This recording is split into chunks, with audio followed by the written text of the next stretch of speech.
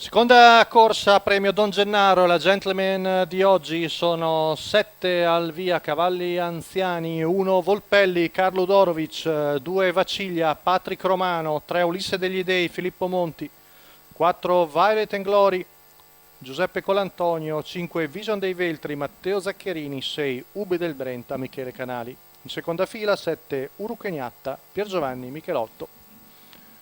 Ricordiamo, trofeo Gentleman for Life, corsa senza frusta.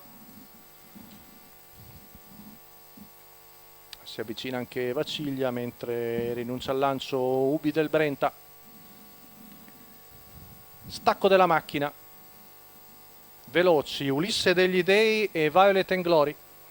Scende alla corda l'allievo di Filippo Monti mentre si accoda Numero secondo 5, Glory, Vision dei Veltri, l'errore squalificato. di Vision dei Veltri. Terza posizione per Volpelli davanti a Vaciglia, poi Uruchegnatta e in coda Ubi del Brenta. Primi 200 metri in 14,9 con in vantaggio il figlio di Mago d'Amore che precede il 4 di Violet and Glory, tutti in fila indiana. Volpelli al terzo posto, poi Vaciglia quarta alla corda.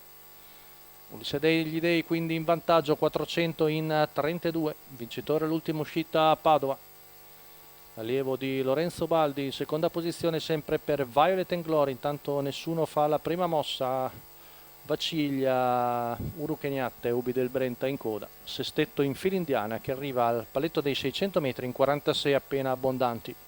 Passaggio alle tribune.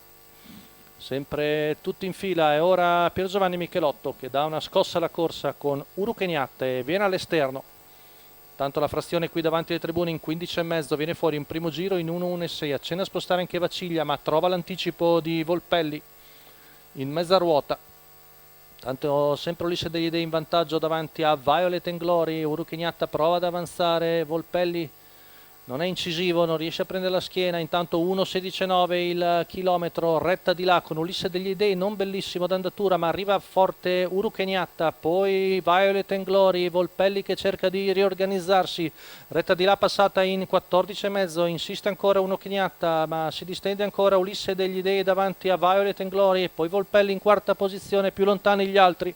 Siamo a 250 metri dalla conclusione con Ulisse degli Dei che percorre la curva in 14,6, si presenta nettamente in vantaggio. Passarella per Ulisse degli Dei con Filippo Monti che viene a vincere anche oggi, mentre per il secondo posto Violet and Glory si difende da Uruchegnatta e Ubi del Brenta. 1,15,6 la media al chilometro per Ulisse degli Dei, il figlio di Mago d'Amore, che viene a vincere. Il training è quello di Lorenzo Baldi, la guida di Filippo Monti, la quota da favorito di 1,50.